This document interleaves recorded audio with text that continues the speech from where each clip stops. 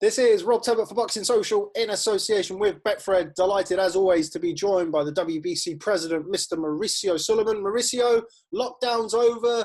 The hoodies and the tracksuits are in the drawer, and you're back wearing a suit. How are you, my friend? Rob, I'm very happy, very fine. Trying to dress up and get very psyched for this week is going to be very important for me because we're doing the WBC convention, and even though it's going to be in the cyberspace, it's a great challenge, and we have to give 100%. Now we'll discuss the WBC convention in a couple of days, but before we do that, just tell us a little bit about how difficult it's been to arrange. Obviously, usually the WBC conventions are in exotic locations like Las Vegas, like Kiev, or Cancun, as it was last year. Slightly different for you this year with the WBC. How challenging has that been? Yes, we were all psyched up to be in St. Petersburg, Russia. We had a tremendous dreams of making a great convention. Unfortunately, it's a reality. COVID-19 hit the world, and it's not possible to do a presence convention. Our conventions are the most important event of the year for the boxing world because everybody comes together. The ratings are confirmed, the mandatory fights are confirmed, all the reports from all the different committees, and it's also a family gathering where the boxing world unites and just pushes a reset button, reviews what happened in that year and plans for the next year. And that's what we're going to do. We cannot do it in person, but we have to carry on and work, and we will do it by technology. And we're very much looking forward to that. And I might add that is why you are now so beautifully clean shaven, and the Mauricio Sulaiman beard has gone from lockdown, looking very sharp. Well, I tried to do the rub, but didn't work. I look like a not good sight for my family. So I'm back, my suit. Looking good. It suits you much better. Nobody should ever aspire to look like me. But anyway, as we always do, seemingly recently especially, let's start with the WBC lightweight division, ever-changing scene that it is. It kind of felt like we just about managed to get all of the fights and all of the fighters in order. And now Jorge Linares, unfortunately, has failed a test for coronavirus, or has tested positive for coronavirus, should I say.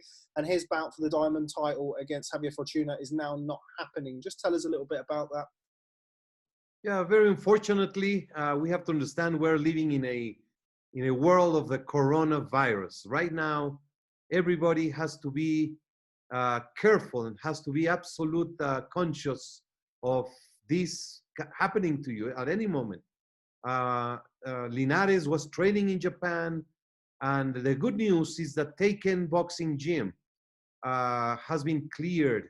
None of the fighters who were there with Linares or were training in that facility have been infected. So that's good news. If you carry on a good protocol, you can have your gym operating and have the precautions. So in the bad, there's a little good. We were very excited.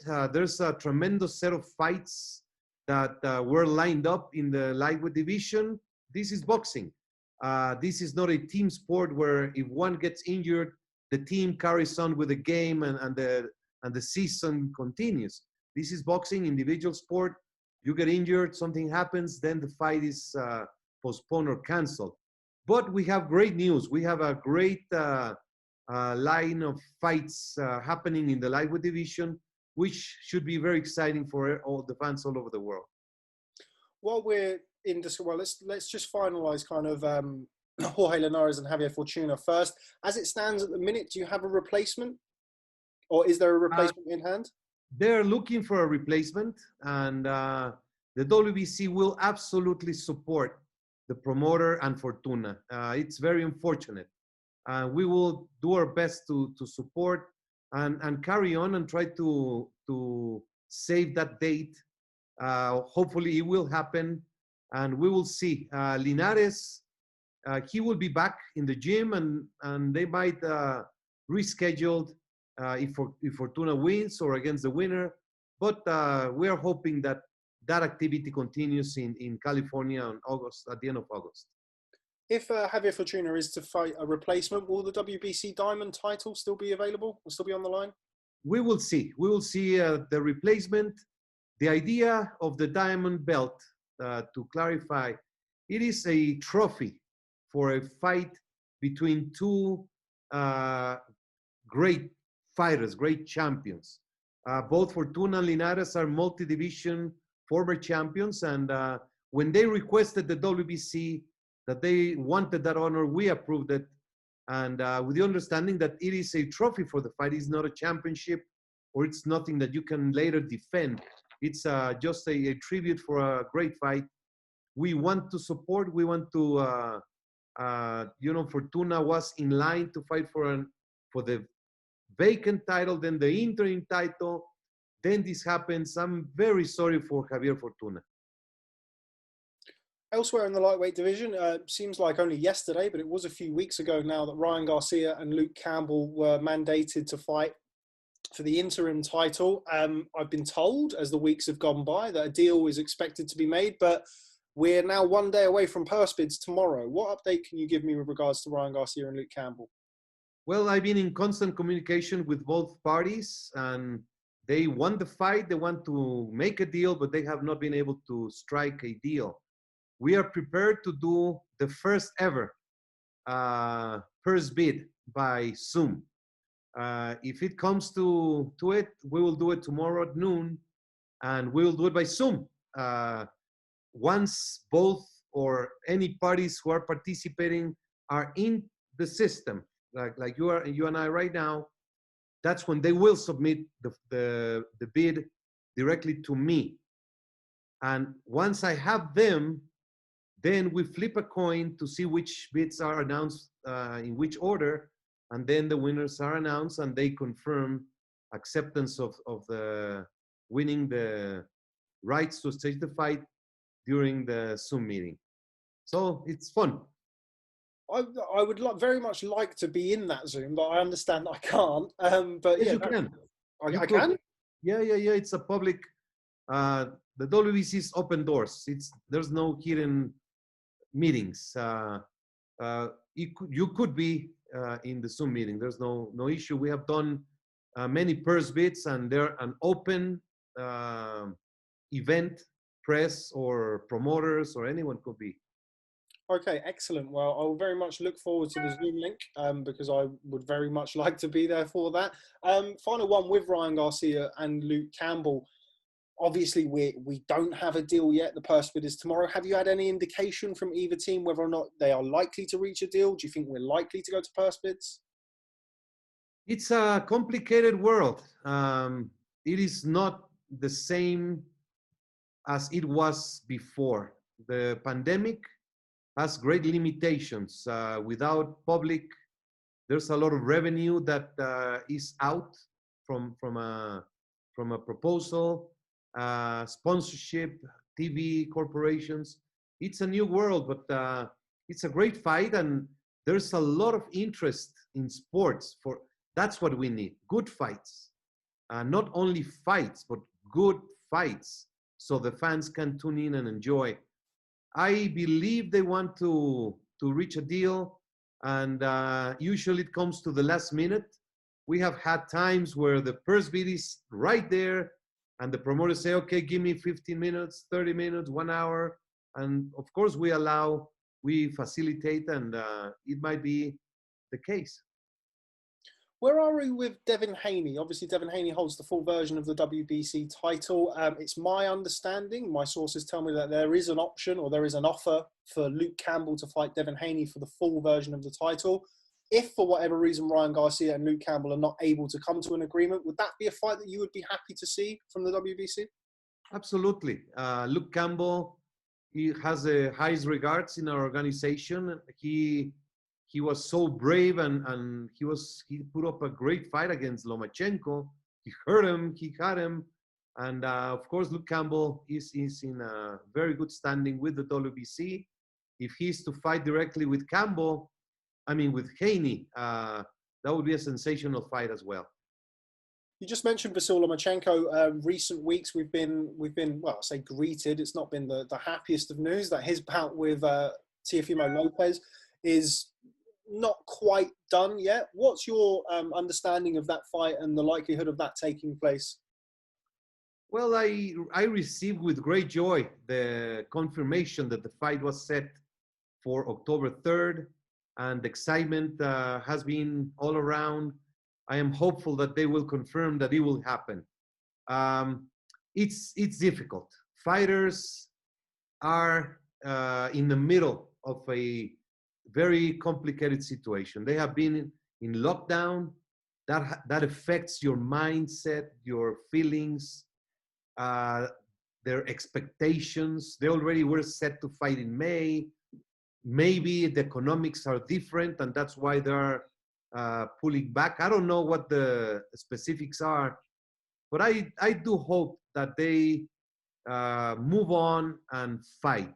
And whoever wins is going to be set at the top, not only in the lightweight division, but at top of the world.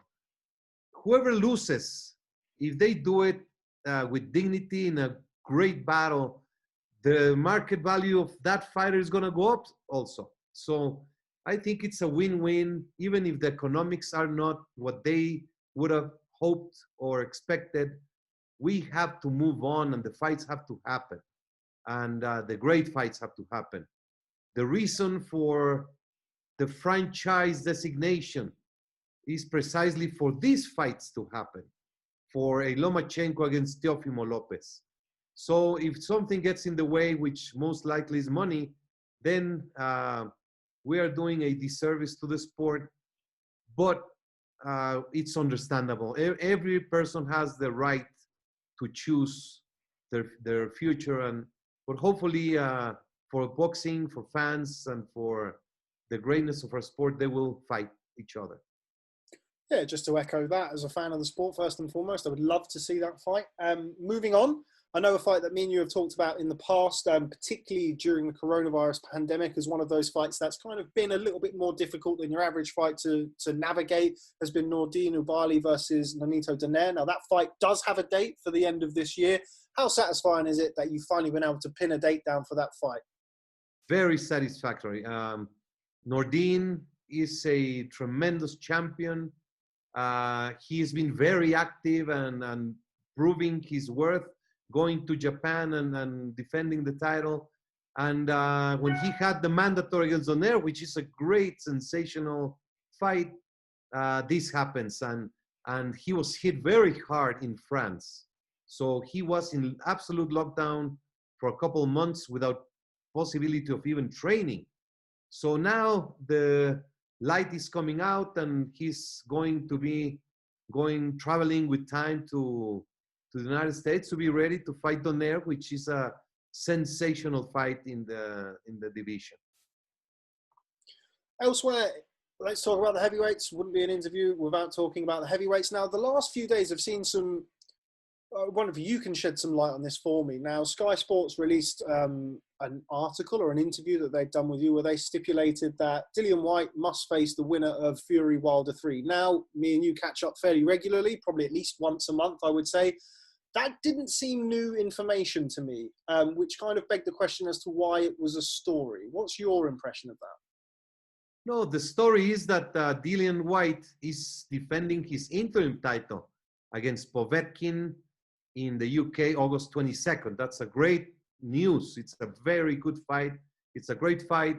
The story is that if he wins, he ratifies his mandatory position, and the winner of Wilder Fury 3 must face the mandatory contender in Dillian Whyte.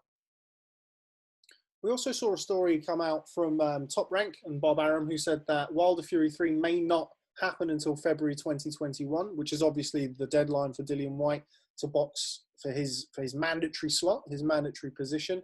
Have you had any correspondence with Bob Arum or Top Rank regarding the third fight, the trilogy fight? Is it possible that it could go until February next year? No, we have not had any correspondence whatsoever. All we have had was December 19 in Las Vegas, but I have not heard anything official, any different from that. We actually caught up with Frank Warren about an hour and a half ago, and Frank said that the fight, as you say, must take place by December 19. Is that contractually? So if the fight has to happen by then, Fury Wilder 3? I don't know. That's their negotiation. It was supposed to be July, then October, now December. But as I have been since day one with you, consistent, we have to be flexible. I mean, we're facing the worst threat in the history of humanity or recent humanity with this pandemic. So the biggest fight of the year, of course, they have to look at the different scenarios. My understanding is absolutely that they will fight December 19, and I hope that that gets ratified. One of the questions that I'd like to ask, if Alexander Povetkin was to beat Dillian Whyte, would he then be the mandatory challenger? Would he then have essentially pick up Dillian Whyte's mandatory status for February deadline included? That's a matter to be discussed by the Board of Governors. In similar situations, and I'm talking about my personal opinion, not the WBC board ruling. When similar situations, what happens is that someone who wins that right to be mandatory picks the date, but when he wins. So it is something to be analyzed in a specific situation, not generic, but usually if Povetkin was to win, that he has earned the rights, but within a year from that victory. That's basically, historically, we will see if, let's see what happens on the 22nd first. Yeah, and also I appreciate it's not easy for you to answer questions when we are literally on the eve of the convention, which is where a lot of these things actually get themselves sorted out. So I do appreciate, and I appreciate you giving me your opinion on that. That's great. With regards to Dillian Whyte's situation with Tyson Fury, Frank Warren, again, in the interview that we've done with him just over an hour ago, said that Tyson Fury's plans are to defeat Deontay Wilder in a trilogy bout and then go into the fight with Anthony Joshua. Now, if that is the situation, even though the WBC have Dillian Whyte as the mandatory challenger, if Tyson Fury doesn't want to fight Dillian Whyte, he's going to fight Anthony Joshua, provided the fact he comes past Deontay Wilder. Would the WBC be okay with that? Would the WBC strip Tyson Fury? Would they make him franchise champion? I'm not going to respond on speculations. You know, there are more fights outside the ring than inside the ring. And when promoters get talking, they get anxious, they get excited, and press love that. Of course, that makes stories, and then it starts building up, and everyone gets angry, and then everybody starts screaming. We have rules and regulations. We have stipulated the WBC's position countless times, and it's going to be reviewed at the convention and confirmed what is the status, and that's what I go by. Just before we get to that, just so you can outline it again, I know that we've had this conversation. Outline what would be the WBC's ideal scenario with regards to the heavyweight division and the mandatory status. No, it's a ruling. Tyson Fury to do his contractual obligation against Wilder, and then the winner fights the mandatory defense of the division. Before any undisputed fight. That would be the ideal scenario. Rob, you're trying to get something out of my words. I'm not going to say anything. No, I understand that, you know, scenarios and situations change, particularly on the eve of the convention. I understand that. But as it stands at the minute, from me speaking to you as regularly as I do, I would imagine the scenario at this point is Fury Wilder 3 happens in December. Obviously, after Whyte Povetkin, say Dillian Whyte wins that, he faces the winner of Wilder Fury 3, ideally before February, if that can be arranged and that can happen. And then any other undisputed fight would happen after that. That's how I would imagine it wants to be from the WBC's point of view. Well, that's the way it's written. That's the way it's ruled. Yes, correct. There we go. See, I wasn't trying to trick you. Okay, Mauricio Sullivan, always a pleasure catching up with you. Thanks very much, as always, for your time. Looking forward to seeing everything that's going to come out from the WBC convention this week. As you mentioned, it's always a landmark week in the boxing calendar and one we always look forward to. So, yeah, from me, Rob Tebber, thanks very much for speaking to Boxing Social, and I look forward to catching up with you soon. All the best, Rob. Thank you. Thank you always for the opportunity, for the transparency, and the chance to be close to the fans. Thank you very much. Thanks, Mauricio.